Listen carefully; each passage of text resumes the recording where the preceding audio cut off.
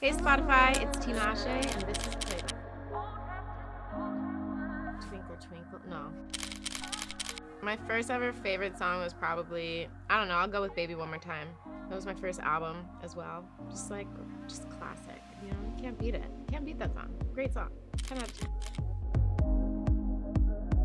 Probably the songs that remind me of Zimbabwe, where my dad is from, is a lot of Shona songs that, you know, we sang in the house growing up, or that he taught me. It's the only type of Shona that I know is in song. So I think those would probably do the trick. I think growing up in the house, really young, my dad's heritage definitely played a big influence in all of the harmonies and really thinking about music in that way, thinking about people singing together, thinking about how voices together can create something really dynamic and really interesting and beautiful. And I think playing with harmonization really, really, really young gave me a really interesting advantage when it comes to creating harmonies and backgrounds and things now.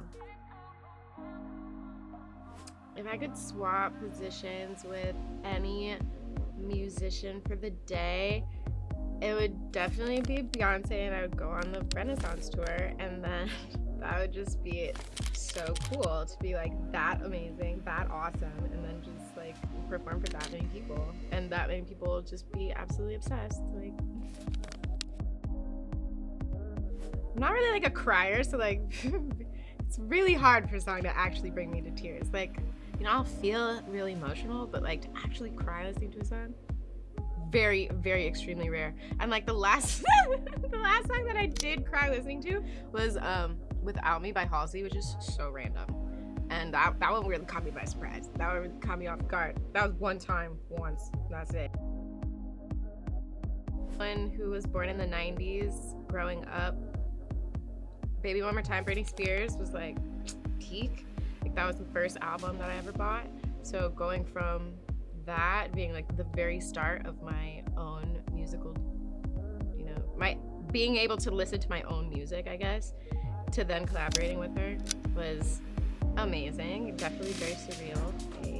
It's really amazing to think of how far I've come. Like, it's a really direct reflection of like my growth as an artist, to be able to say that I went from listening to someone to working with someone that you idolized like that.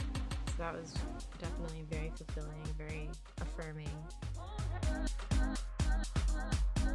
My favorite song that I've written so far is Two On, because it's my biggest hit, and like I really love that. Like, I love that it keeps, all these years later, keeps, you know, staying relevant. Still sounds really great. It's fun to perform, gets everyone on their feet. So at this point, that's the bar. That's my favorite.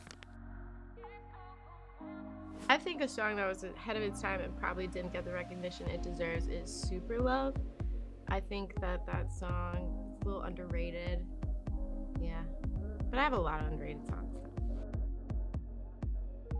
Okay, if I was walking down the street feeling like a baddie, the song I would probably be listening to would be Link Up by Myself. Because it's because it just has that, you know, that je ne sais quoi. Like, it makes you feel like a baddie, and it is calling all the baddies out there. So it's just like calling in all the baddie energy from the universe to you. Thanks so much for having me, Spotify. It's been real. Check out my new music, my new album, BB Angel. It's available now, and hopefully I catch you guys at a show soon.